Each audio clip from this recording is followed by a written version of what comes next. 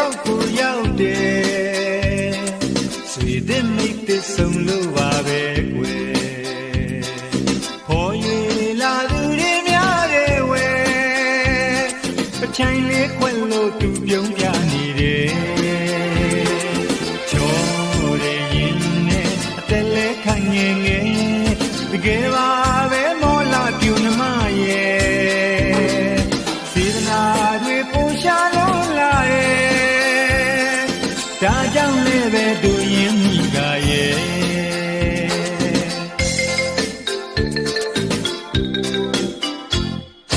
ကိုလည်းမြင်လို့ပါပဲရင်နေမယ်စကားလက်ဆဆုံးသည်လာတော့ကွယ်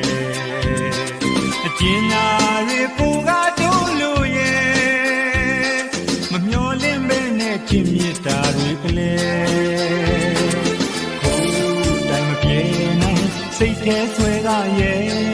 အမူအရာလေးမကိုရုပ်ချစ်ပါတဲ့ကွယ်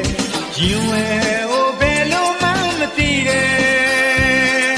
တမျိုးကြီးပဲခံစားရတဲ့ကွယ်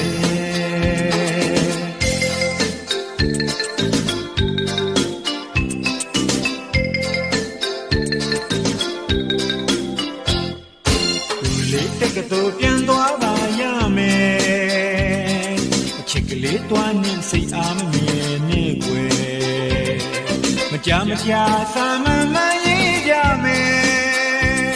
ပညာရေးစနစ်သိမ့်မြတ်လာပြီတဲ့